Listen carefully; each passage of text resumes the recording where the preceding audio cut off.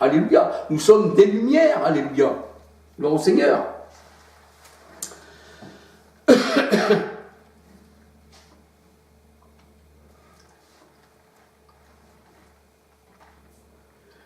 Alors c'est vrai que pour la Ménorah, on peut voir dans la parole de Dieu, hein, la Ménorah, les 7 églises, hein, le chandelier à 7 branches, eh bien on peut voir dans l'Apocalypse 1, versets 4, 11, 12, 16, 20. Là, je vais répéter, Apocalypse 1, versets 4, 11, 12, 16, 20. Voilà. Parce que vous parlez, c'est vrai, doucement, des fois j'ai tendance à parler un peu vite, que le Seigneur me donne de parler un peu moins. Et c'est vrai que le chandelier, eh bien, il est l'emblème, eh bien, des Juifs, alléluia. D'ailleurs, quand on regarde même les Juifs dans l'Ancien Testament, hein, quand on voit sur des gravures tout ça, eh bien, ils avaient le chandelier à 7 branches dans le temple. Voyez-vous, c'est purement juif. Il n'y a rien à voir avec qu'on nous faire croire d'une doctrine romaine qui n'a rien à voir, au contraire, qui est anti-juive, qui a tué tous les juifs, un peu comme Martin Luther, hein, qui a massacré tous les juifs. Hein, on voit que les juifs, ils voulaient vraiment les éliminer. Même Hitler voulait éliminer tous les juifs, mais Hitler, il a été guidé par les papes, par les jésuites. Regardez sur Internet, sur YouTube, le sermon des jésuites. Vous allez être étonnés. Et regardez, vous mettez Hitler et les jésuites et comment on va dire, le Vatican et la guerre 39-45. Eh bien, vous allez voir, vous allez être étonnés. Vous allez voir que c'est eux qui tiennent le monopole de tout, le contrôle des naissances, le contrôle de la planète, surtout, bien sûr. Les banques du Vatican sont énormes, ils tendent toujours les mains, donner pour nos pauvres, ils pourraient donner vraiment aux pauvres, mais ils ne donnent jamais. Les pauvres ne voient jamais la couleur. Eh bien, voyez-vous, tout ça, on va dire, c'est comment? Ah, c'est terrestre, voyez-vous, ça appartient au monde. Alors c'est pour ça que le Seigneur a dit, elle n'a rien en moi parce que j'ai vaincu le monde. Et je ne fais pas partie de ce monde, voyez-vous, alléluia. Tout ça, c'est les universités, des grandes écoles, tout ça, les écoles militaires, tout ça, chez les catholiques. Et si vous êtes un petit bonhomme, que vous n'avez pas trop d'argent pour payer vos grandes écoles, eh bien ils vous jettent. Et ils se disent chrétiens, voyez-vous, ça n'a rien à voir avec la parole de Dieu. Ça, c'est carrément la pédophilie, il faut le dire, c'est malheureux de le dire, mais c'est vrai. Hein, c'est les guerres, c'est les guerres de religion, c'est tout. Ça n'a rien à voir avec la Ménorah, au contraire. C'est des antisémites. Antisémites, ça veut dire eh bien, des antisèmes. Sem, vous savez, c'est le fils de Noé. Eh bien, c'est des antisémites, oui, ces gens-là. Que parmi eux, qu'il y en a quelques-uns qui appartiennent au Seigneur, eh bien, qu'ils sortent, alléluia, afin qu'ils soient bénis, alléluia. J'en veux pas aux gens, non, je parle simplement, parce qu'on est obligé de dire la vérité. Des fois, la vérité, elle blesse, mais on est obligé de la dire. Il faut aller directement au cœur de la blessure. Si on la flatte, quand il met un peu de baume autour de la blessure, les gens se sentent bien. Oh, ils disent, on ne veut pas trop, non, j'en veux personne, non. Mais la vérité doit être dite, alléluia. Il faut la dire, la vérité. Il faut parler avec franchise. Oui. Vous êtes perdu. Vous êtes rattaché à une doctrine qui n'est pas celle du Seigneur. Vous êtes perdu. Toute plante que mon Père Céleste n'a pas plantée, eh bien, sera déracinée. Tous ceux qui se trouvent dans les sectes aujourd'hui, toutes ces sectes qui sortent de Rome et qui sont rattachés au soleil et qui le fêtent le 25 décembre, ils sont perdus. Ah oui, ils sont perdus, loin du Seigneur. Ils n'ont pas accepté la lumière véritable, mais ils ont pris la lumière artificielle, celle du soleil, et s'agenouillent devant le soleil. Vous pouvez mettre des trinitaires s'agenouillent devant le soleil. Vous allez voir, même les protestants, aussi bien que les catholiques, eh bien, il y en a qui adorent le soleil. On voit même des images sur YouTube. Et oui. Et j'ai même des livres chez moi, un jour je vous les montrerai, que même les catholiques, hein, avec des loupes, tout ça, ils faisaient venir le soleil sur une place, et ils se prosternaient devant le soleil qu'ils agrandissaient avec des loupes. Voyez-vous, c'est un truc de fou. Voyez-vous, et le Seigneur a dit, eh bien ça, je l'ai donné aux nations d'adorer ceci. Dans Deutéronome 4, 19. Il dit, la lune, le soleil, tout ça, je les ai donnés pour que les païens adorent ces choses-là. Mais à vous, l'Éternel, eh bien, ne vous le permet pas, alléluia. Voyez-vous, parce qu'on est juifs. Alléluia, on veut plaire à notre Seigneur. On est greffé carrément sur l'huile. Alléluia. Hein, sur l'olivier qui nous donne son huile. Alléluia. Et nous sommes devenus les lampes de l'Éternel. Amen. Alléluia. Eh oui. Amen. Et c'est vrai que le Seigneur, le roi des Juifs, la parole de Dieu nous dit, nous formons plus qu'un seul corps avec Christ, le roi des Juifs. Alléluia. 1 Corinthiens 12-13. Tous baptisés et abreuvés d'un seul esprit, avec le roi des Juifs. Et l'Église, la parole de Dieu nous dit, eh bien, elle est constituée de membres, hein, et elle est le corps du Christ. Et lui, il est la tête. Alléluia. Il est la tête de l'Église. C'est lui qui dirige. C'est pour ça qu'on a vu le chandelier, qu'on a vu la menorah, qui représente les 7 églises du Seigneur, qu'il a choisi parmi toutes les nations. Il s'est fait cette église, et lui, eh bien, il se tenait au milieu de ces chandeliers-là. Ça veut dire que c'est lui qui la dirige. Alléluia. Alors, Aaron aussi, lui, eh bien, il a reçu aussi l'onction. Alléluia. Il a reçu l'onction sainte sur lui. C'est ce que nous dit la parole de Dieu dans le psaume 133.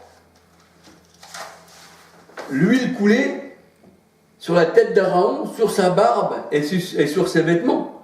Et la parole de Dieu, elle dit, eh bien, c'est là que l'Éternel envoie la bénédiction et la vie pour l'éternité. Quand vous avez l'huile d'onction qui descend sur votre tête, mais vous ne plongez pas, vous êtes quelqu'un qui a reçu l'onction, c'est-à-dire un Messie, un Christ, un oint, et bien là, vous le recevez sur votre tête, dans le psaume 133 qui descendait sur Aaron, eh bien c'est là que le Seigneur envoie la bénédiction. Voyez-vous, le Seigneur n'a pas dit vous serez immersiés. Le Seigneur il a dit vous recevrez une onction. Et une onction, ça vient d'en haut. Voyez-vous, une onction, ça vient d'en haut. Et vous prenez Ésaïe 32,15, la parole de Dieu, elle nous dit que, eh bien, nous les arbres qui portent du fruit, eh bien, le Seigneur dit j'enverrai, eh bien, l'esprit d'en haut. Et cet esprit-là, eh bien, quand il sera tombé d'en haut, eh bien, ça sera comme une pluie bienfaisante, et, eh bien, le verger se transformera en forêt, voyez-vous. Alléluia. Ésaïe 32,15. Voyez-vous, là, on se transforme. On prend de l'ampleur avec le Seigneur. L'olivier sauvage, ben, il est plus sauvage, parce qu'il a été greffé sur l'olivier naturel d'Israël. Alléluia. Le Seigneur a voulu ça. Mais il a voulu prendre la nature de l'olivier sauvage, mais toujours un olivier pour le greffer sur l'olivier, parce qu'il n'admettait pas qu'il y ait 2 semences différentes qui soient ensemencées ensemble, voyez-vous. Et il ne veut pas qu'on prenne aussi une partie des gens du monde, puis qu'on les mette chez nous, et puis que nous on irait vers eux, voyez-vous. Qu'y a-t-il entre la lumière et les ténèbres? Le Seigneur, il ne veut pas ça, il ne veut pas cette semence-là. Il y a la semence du serpent, oui, la semence de la chair, parce que celui qui est né de la chair est chair, dit le Seigneur. Or, nous ne sommes pas nés de la chair, ni de la femme, ni des hommes, ni du sang, qui dit le Seigneur, par le Dieu nous dit. 1 Corinthiens, Jean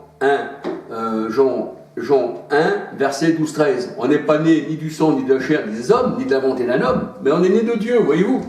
Alors on ne peut pas avoir plusieurs semences en nous. On peut avoir qu'une seule semence, la semence, eh bien, du Seigneur, alléluia, greffée avec sa main, qui nous a greffé, eh bien, dans sa divinité, avec lui, alléluia, pour que nous puissions faire plus qu'un seul avec lui. On participe à l'huile, alléluia.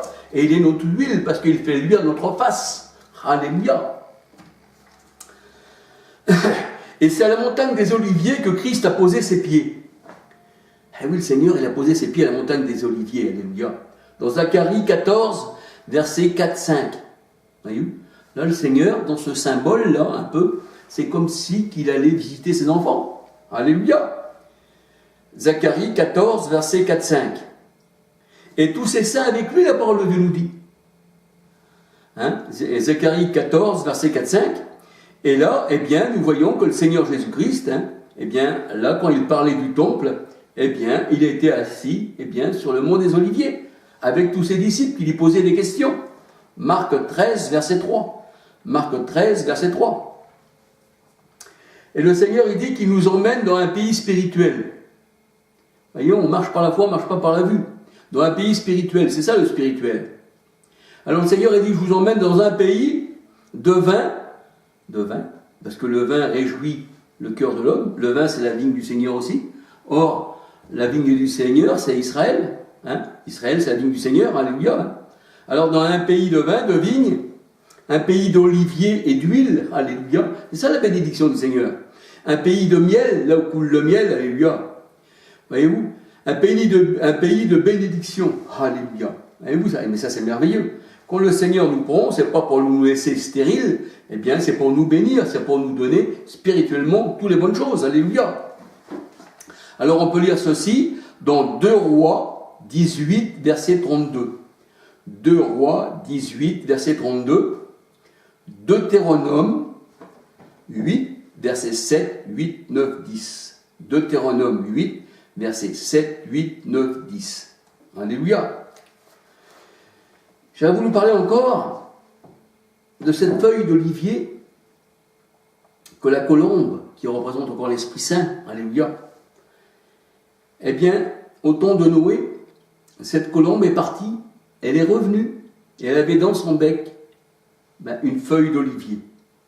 Et la feuille d'olivier, eh bien, représente quoi? Ça représente la paix avec les hommes, ça représente l'amour, ça représente la bonté, ça représente la charité, ça représente toutes les qualités de l'Éternel pour ses élus, alléluia.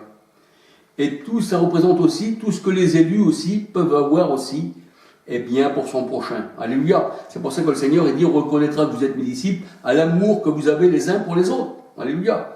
On n'est pas là pour condamner, on n'est pas là pour juger, mais on est là pour parler, selon ce que le Seigneur nous donne à dire. Vous savez, le Seigneur disait aux gens, race de serpent, race de vipère, hypocrite. Mais le Seigneur était amour, alléluia. C'est pas pour autant qu'il n'aimait pas les hommes, puisqu'il a donné sa vie pour tous les hommes, alléluia. Mais ça, c'est pas de la méchanceté, c'est pour remettre toutes les choses à leur place, alléluia. Alors c'est vrai que cette colombe, là, elle avait une feuille d'olivier dans le bec, et ça représentait, eh bien, l'amour, alléluia, ça représentait la paix pour chaque homme. Mais les hommes n'ont pas accepté la paix, puisqu'ils vivent toujours dans la guerre. Aujourd'hui, c'est des bris de guerre, c'est des tueries, voyez-vous. Alors on peut lire ceci dans Genèse 8, verset 11. Genèse 8, verset 11. Et la parole de Dieu nous dit que c'est l'Éternel qui fait luire nos lampes. Voyez-vous, c'est pas nous les mêmes qui nous avons allumé nos lampes. C'est lui qui fait luire nos lampes. Alléluia. Psaume 18, 29. Psaume 18, 29. Voyez-vous. Et vous savez que quand on regarde Moïse dans l'Ancien Testament, quand il est monté à la montagne, bien son visage reluisait. Il était brillant, de lumière le visage à Moïse. Il était éclatant. Alléluia. Et il mettait même un foulard, il mettait un voile, parce que pour les gens, ils voyaient son visage briller. Et on peut dire que c'est l'Éternel qui avait éliminé Moïse. Alléluia. Voyez-vous. Et là, le Seigneur, c'est pareil. Eh bien, il élimine notre cœur. Alléluia. Il dit que vos cœurs soient illuminés. Alléluia. Soyez des lumières. Alléluia. Ne la cachez pas, votre lumière, le Seigneur. Il dit, ne mettez-la pas sous un seau. Ah non, elle va briller dans toute la maison. Alléluia. C'est pas en vain que le Seigneur a allumé, eh bien, ses chandeliers. La parole de Dieu, elle dit que le méchant, sa lampe s'éteint. Voyez-vous? Pourtant, le Seigneur, il a donné une lampe à chacun. Ah oui. Mais là, le méchant, sa lampe s'éteint. Parce que c'est sa méchanceté qui l'a éteint. Voyez-vous? C'est eu l'amour. Le feu de l'amour, on dit. Mais là, non. Il n'avait pas, là, il était froid. Là, ça s'est éteint. C'était la haine, quand on est froid comme ça, voyez-vous? Alors, la lampe du méchant s'éteint, la parole de Dieu nous dit. Dans Job 18, versets 5 à 21. Job 18, versets 5 à 21. Alléluia. Et le Seigneur, il dit, si tu ne marches pas selon ce que je veux, selon ma volonté, pas selon ta volonté, mais ma volonté, eh bien le Seigneur, il dit, je changerai ton chandelier de sa place. Ça veut dire que le Seigneur, il dit maintenant, puisque c'est ainsi, eh bien tu ne seras pas mon chandelier. Et ce chandelier-là, que tu croyais être, je le prends et je le change de sa place. C'est-à-dire, c'est un chandelier inutile, qui n'éclaire à rien, qui est devenu ténèbres, qui prend une place inutile, serviteur inutile, dit le Seigneur. Alléluia. Alors c'est vrai que le Seigneur, il peut changer, eh bien, le chandelier d'une personne, eh bien, de sa place. Parce que la personne elle-même devrait être une lumière, mais elle est devenue ténèbres. Donc le Seigneur, eh bien, il l'enlève. Apocalypse 2, 5. Apocalypse 2, 5. Et la parole de Dieu nous dit que l'homme de Dieu est dans la maison de Dieu comme un olivier verdoyant. Verdoyant. On voit toute cette verdure, ça donne une certaine lumière, ça verdoie, voyez-vous. L'homme de Dieu est dans la maison de Dieu comme un olivier verdoyant. Alléluia. Psaume 52, verset 10. Le Seigneur, il ne laisse pas ses oliviers dehors, il les met dans sa maison. Alléluia. Voyez-vous, il les met chez lui. Alléluia. Qu'il fait bon dans ta maison, Seigneur. Alléluia. Psaume 52, verset 10. Psaume 52, verset 10.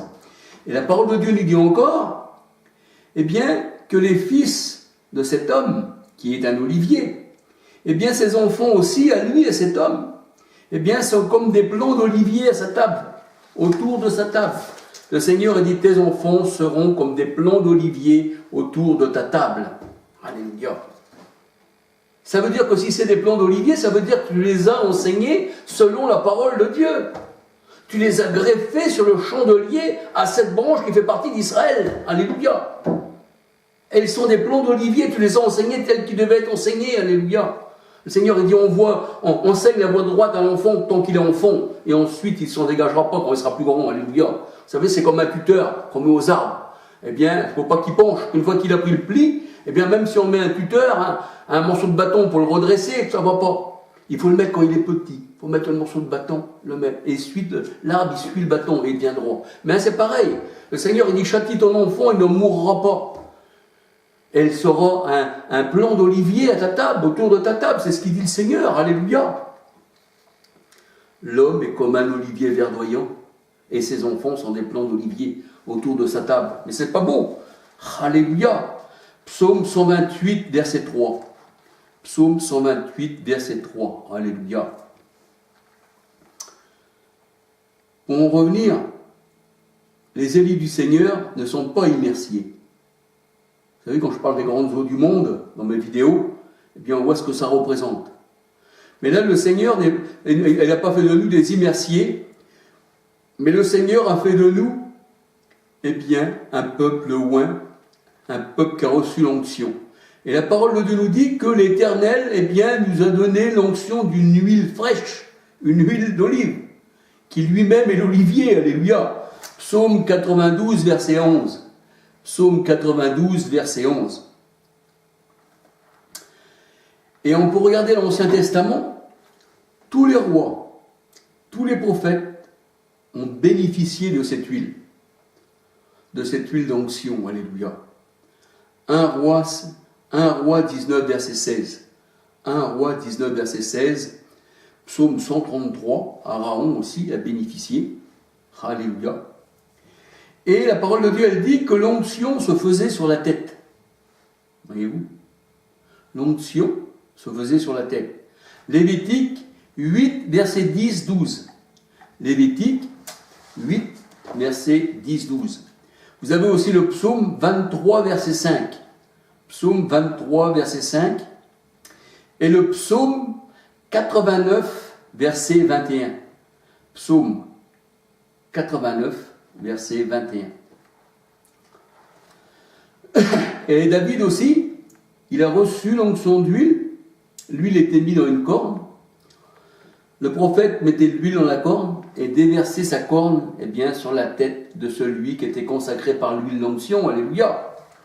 1 Samuel 16, verset 1, 3, 12, 13. 1 Samuel 16, verset 1, 3, 12, 13. Et le Seigneur Jésus-Christ, lui-même, il n'était pas appelé immersier.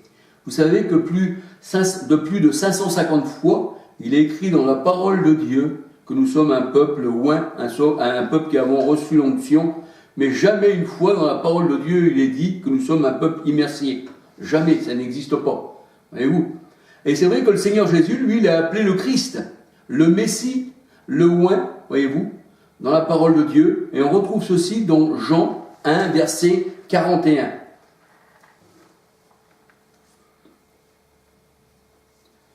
Alléluia. Alors c'est vrai que, vous savez que le souffle de l'Éternel, il est dit dans la parole de Dieu que c'est le Saint-Esprit, et que le Saint-Esprit est une lampe, est une flamme. Alléluia. Proverbe 20, 27. Proverbe 20, 27. Et le Seigneur Jésus, eh bien, il a soufflé sur ses disciples, parce que ses disciples ne pouvaient pas aller évangéliser sans que le Seigneur Jésus lui donne une part de lui-même, de son esprit, voyez-vous. Parce que sinon, c'est à la Pentecôte qu'ils ont reçu le Saint-Esprit, les disciples, voyez-vous. À la Pentecôte. Mais dans les évangiles, eh bien, ils n'avaient pas reçu le Saint-Esprit, les disciples. Et là, eh bien, le Seigneur Jésus-Christ, eh bien, il souffla sur ses disciples et leur dit, recevez l'Esprit Saint. Vous voyez que le souffle est une lampe, Proverbe 20, 27, et Jésus a soufflé sur ses disciples pour qu'ils reçoivent le Saint-Esprit, Jean 20, 28. Alléluia. Et les disciples, eh bien, sont devenus des lampes. Alléluia. Et à la Pentecôte, ils ont été enflammés. Alléluia. Parce que c'est là, eh bien, vraiment que le Seigneur, quand il leur a dit dans Actes 1, verset 3 à 8, ne vous éloignez pas de Jérusalem, vous recevrez une puissance, celle de l'Esprit Saint, et vous serez mes témoins. Un peu comme les oliviers, vous avez vu dans la parole de Dieu, les témoins, c'était des oliviers et c'était des chandeliers. Alléluia. Et bien voilà, c'est ce que je voulais vous parler du Seigneur. Que le Seigneur, eh bien, enflamme vos cœurs. Alléluia. Que vous soyez des lampes pour le monde qui est autour de vous. Alléluia. Et puis que vous puissiez aussi, eh bien, bénéficier aussi de cette lumière. Alléluia. Parce que vous savez, la lumière de Dieu est dans nos cœurs. Mais si la lumière de Dieu était dans nos cœurs, mais juste pour le monde, ou pour les gens d'à côté ou autour, pour éclairer le monde, mais qu'elle ne nous servirait pas à nous éclairer non plus, c'est pour ça que la parole de Dieu nous dit dans le psaume 119, 105, ta parole est une lampe à mes pieds. Parce qu'il faut dire aussi que cette lumière-là, eh bien, qui est mon chandelier, qui est Christ lui-même, eh bien, il m'éclaire de sa lumière. Alléluia. Gloire au Seigneur. Voilà. Alors, c'est ce que je voulais vous dire. Eh bien, que le Seigneur vous bénisse, que le Seigneur vous garde. Et puis, si j'ai d'autres sujets à partager, ben, je le partagerai encore avec vous. Alléluia.